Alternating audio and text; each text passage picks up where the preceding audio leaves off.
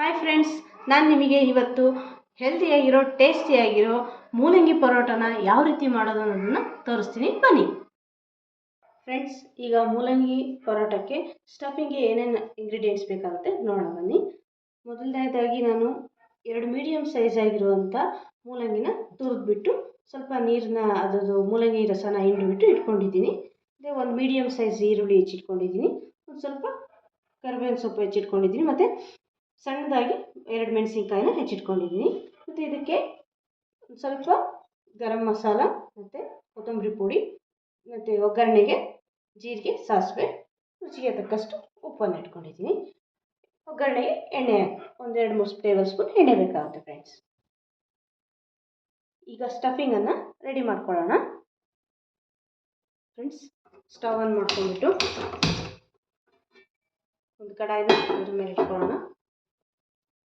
ಒಂದು 3 table spoon ಎಣ್ಣೆ ಹಾಕ್ಕೊಳ್ತೀನಿ.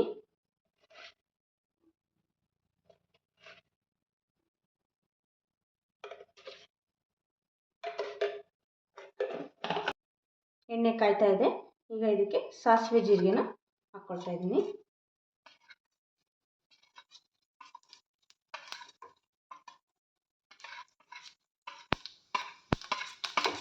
ಇದಕ್ಕೆ ಹಸಿಮೆಣಸಿನ್ಕಾಯಿನ ಹಾಕ್ಕೊಳ್ತಾ ಇದ್ದೀನಿ. ಸ್ವಲ್ಪ ಇದು ಬಾಡಿಸ್ಕೋಬೇಕು, ಹಾಗಾದರೆ ಸ್ವಲ್ಪ ಖಾರ ಕಡಿಮೆ ಆಗುತ್ತೆ. ಕರಿಬೇವಿನ ಸೊಪ್ಪು, ಈರುಳ್ಳಿ ಎರಡನ್ನೂ ಸೇರಿಸ್ತಾ ಇದ್ದೀನಿ.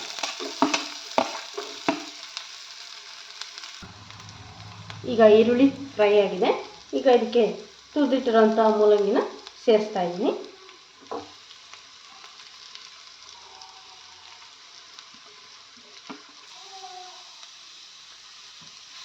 ಇದು ಚೆನ್ನಾಗಿ ಹಾಕಬೇಕು ಫ್ರೆಂಡ್ಸ್. ಈಗ ಇದಕ್ಕೆ ನಾನು ಮಸಾಲೆ ಪದಾರ್ಥಗಳನ್ನು ಸೇರಿಸ್ಕೊಳ್ತಾ ಇದ್ದೀನಿ. ಇದಕ್ಕೆ ಹೆಚ್ಚಿಗೆ ಏನು ಮಸಾಲೆ ಬೇಕಾಗಲ್ಲ. ಸ್ವಲ್ಪ ಗರಂ ಮಸಾಲ ಮತ್ತು ಕೊತ್ತಂಬರಿ ಪುಡಿನ ನಾನು ಸೇರಿಸ್ಕೊಳ್ತಾ ಇದ್ದೀನಿ. ಆ್ಯಕ್ಚುಲಿ ಮೂಲಂಗಿ ಆರೋಗ್ಯಕ್ಕೆ ತುಂಬ ಒಳ್ಳೆಯದು. ಬಟ್ ಮಕ್ಕಳು ಯಾರು ಮೂಲಂಗಿನ ಅಷ್ಟು ಇಷ್ಟಪಟ್ಟು ತಿನ್ನೋದಿಲ್ಲ. ಈ ರೀತಿ ನಾವು ಪರೋಟ ರೂಪದಲ್ಲಿ ಮಾಡಿಕೊಟ್ರೆ ಮಕ್ಕಳು ತುಂಬ ಇಷ್ಟಪಟ್ಟು, ತುಂಬ ಟೇಸ್ಟಿಯಾಗಿರುತ್ತೆ, ಅದನ್ನು ಇಷ್ಟಪಟ್ಟು ತಿಂತಾರೆ ಮಕ್ಕಳಾಗಿರ್ಬೋದು, ಯಾರೇ ಆಗಿರ್ಬೋದು. ಮೂಲಂಗಿನ ರೇಟ್ ಮಾಡೋರು ಕೂಡ ತುಂಬ ಇಷ್ಟಪಟ್ಟು ತಿಂತಾರೆ. ಒಂದು ಅರ್ಧ ಟೇಬಲ್ ಸ್ಪೂನ್ ಅರಿಶಿನ ಹಾಕ್ಕೊಳ್ಳೋಣ.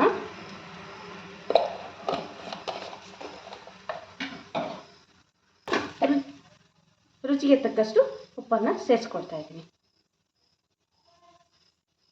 ಇದನ್ನು ನೋಡಿಬಿಟ್ಟು ಆಮೇಲೆ ಬೇಕಾದರೂ ಮತ್ತೆ ಸೇರಿಸ್ಕೊಬೋದು. ಇದು ಡ್ರೈ ಆಗೇ ಇರಬೇಕು. ಸ್ಟಫಿಂಗ್ ಆಗಿರೋದ್ರಿಂದ ತುಂಬ ಹಸಿಯಾಗಿದ್ದರೆ ಹಿಟ್ಟು ಮಿದು ಆಗಿಬಿಡುತ್ತೆ, ಮತ್ತು ಅದು ಪರೋಟಕ್ಕೆ ಸರಿ ಹೋಗೋದಿಲ್ಲ. ಅದಕ್ಕೋಸ್ಕರ ನಾನು ಸ್ವಲ್ಪ ಡ್ರೈ ಆಗೇ ಇರಲಿ ಅಂತ ಹೇಳ್ಬಿಟ್ಟು ಡ್ರೈ ಸ್ಟಫಿಂಗ್ ಮಾಡ್ಕೊಳ್ತಾ ಇದ್ದೀನಿ.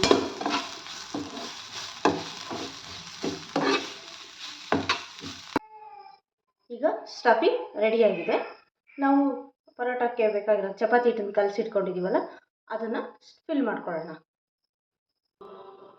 ಪರೋಟಕ್ಕೆ ನಾನು ಚಪಾತಿ ಹಿಟ್ಟನ್ನು ಕಲಸಿ ರೆಡಿ ಮಾಡಿ ಇಟ್ಕೊಂಡಿದ್ದೀನಿ. ಈಗ ಸ್ಟಫಿಂಗ್ ಮಾಡಿದ್ದೀನಲ್ಲ, ಆ ಸ್ಟಫಿಂಗನ್ನು ಯಾವ ರೀತಿ ಅದಕ್ಕೆ ಫಿಲ್ ಮಾಡಿಬಿಟ್ಟು ಪರೋಟ ಮಾಡೋದು ಅನ್ನೋದನ್ನು ನೋಡೋಣ. ಈ ರೀತಿ ಚಪಾತಿ ಬಿಲ್ಲೆನ ತೊಗೊಂಡ್ಬಿಟ್ಟು ಅದನ್ನು ಸ್ವಲ್ಪ ಮಟ್ಟಿಗೆ ಸ್ವಲ್ಪ ಸ್ಟಫಿಂಗ್ ಫಿಲ್ ಮಾಡ್ಕೊಳ್ಳೋಕೆ ಎಷ್ಟು ಬೇಕೋ ಅಷ್ಟನ್ನು ಲಟ್ಸ್ಕೊಳ್ಳೋಣ. ಸಾಕು, ಇಷ್ಟಗಲ ಲಟ್ಸ್ಕೊಂಡ್ಬಿಟ್ಟು ಈಗ ಇದಕ್ಕೆ ತೋರಿಸ್ತೀನಿ. ಸ್ಟಫಿಂಗನ್ನು ಯಾವ ರೀತಿ ಫಿಲ್ ಮಾಡ್ಕೊಳ್ಳೋದು ನೋಡೋಣ.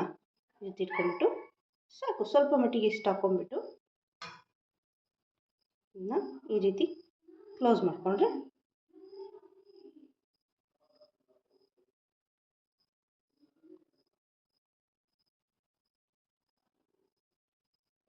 ಈ ರೀತಿ ಕ್ಲೋಸ್ ಮಾಡ್ಕೊಂಡ್ಬಿಟ್ಟು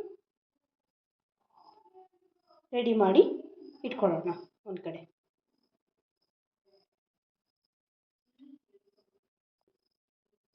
ನೋಡಿ, ನಾನು ಇದೆಲ್ಲ ರೆಡಿ ಮಾಡಿ ಇಟ್ಕೊಂಡಿದ್ದೀನಿ. ಈಗ ಇದನ್ನು ಲಟ್ಸ್ಕೊಳ್ಳೋದು ಯಾವ ರೀತಿ ಅಂತ ಹೇಳ್ಬಿಟ್ಟು ತೋರಿಸ್ತೀನಿ. ಲಟ್ಸ್ಕೊಂಡು ಬೇಯಿಸೋದು.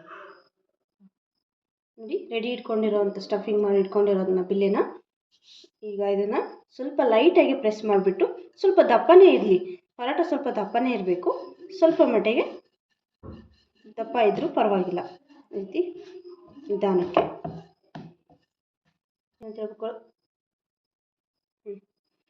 ಲೈಟಾಗಿ ಪ್ರೆಸ್ ಮಾಡದೇ ಇರೋ ಥರ ಈ ರೀತಿ ಲಟ್ಟಿಸ್ಕೋಬೇಕು. ಸ್ವಲ್ಪ ಪ್ರೆಸ್ ಮಾಡಿಬಿಟ್ರೆ ಸ್ಟಫಿಂಗ್ ಎಲ್ಲ ಹೊರಗಡೆ ಬಂದುಬಿಡುತ್ತೆ, ಚೆನ್ನಾಗಾಗಲ್ಲ. ನೋಡಿ ಈಗ ರೆಡಿ ಇದೆ. ಇಷ್ಟು ದಪ್ಪ ಇದ್ದರೆ ಸಾಕು ಪರೋಟ. ಈ ರೀತಿ ಮಾಡ್ಕೊಂಬಿಟ್ಟು ಈಗ ಹಂಚನ್ನು ಕಾಯಕ್ಕಿಟ್ಬಿಟ್ಟು ಪರೋಟನ ಬೇಯಿಸ್ಕೊಳ್ಳೋಣ. ಸರಿ, ಹಂಚನ್ನು ಕಾಯಕ್ಕಿಟ್ಕೊಂಡಿದ್ದೀನಿ.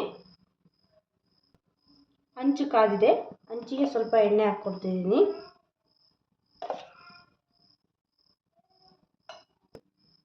ಈಗ ಲಟ್ಸಿಟ್ಕೊಂಡಿರೋಂಥ ಪರೋಟನ ಹಂಚಿನ ಮೇಲೆ ಹಾಕ್ತಾಯಿದ್ದೀನಿ. ಇದಕ್ಕೆ ಎಣ್ಣೆ ಹಾಕ್ಬಿಟ್ಟು ಎರಡು ಕಡೆನೂ ಬೇಯಿಸ್ಕೊಳ್ಳಿ. ಎಷ್ಟು ಸಖತ್ತಾಗಿ ಬರುತ್ತೆ ಇದು ಅಂದರೆ ಆಲೂ ಪರೋಟಗಿನ ಸೂಪರಾಗಿರುತ್ತೆ ಮತ್ತು ಹೆಲ್ದಿ ಕೂಡ ಆಗಿರುತ್ತೆ. ಮೂಲಂಗಿ ಆ್ಯಕ್ಚುಲಿ ತುಂಬ ಆರೋಗ್ಯಕ್ಕೆ ಒಳ್ಳೆಯದು. ಸೊ ತುಂಬ ಹೆಲ್ದಿ ಫುಡ್ ಆಗಿರೋದ್ರಿಂದ ಈ ರೀತಿ ಮಾಡ್ಕೊಂಡು ತಿಂದರೆ ಸೂಪರಾಗಿರುತ್ತೆ. ಸಂಜೆ ಸ್ನ್ಯಾಕ್ಸ್ ಟೈಮ್ಗಾದರೂ ತಿನ್ಬೋದು.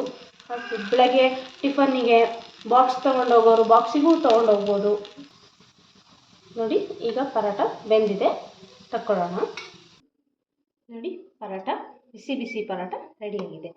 ಎಷ್ಟು ಸ್ಮೂತಾಗಿ ಎಷ್ಟು ಸಾಫ್ಟಾಗಿ ಬಂದಿದೆ. ಇದನ್ನು ನಾವು ತುಪ್ಪದ ಜೊತೆಗೆ ಬೇಕಾದರೂ ತಿನ್ಬೋದು, ಅಥವಾ ಮನೇಲಿ ಯಾವ ಚಟ್ನಿ ಇರುತ್ತೋ ಆ ಚಟ್ನಿ ಜೊತೆಗೆ ಬೇಕಾದರೂ ತಿನ್ಬೋದು. ನಿಮಗೆ ಯಾವುದಕ್ಕೂ ಇಷ್ಟ ಆಗುತ್ತೋ, ಅಥವಾ ನಿಮಗೆ ಹಾಗೆ ತಿನ್ನಬೇಕು ಅನಿಸಿದ್ರೆ ಹಾಗೆ ಕೂಡ ತಿನ್ಬೋದು. ಏಕೆ ಸ್ಟಫಿಂಗು ಅಷ್ಟು ಟೇಸ್ಟಿಯಾಗಿರುತ್ತೆ.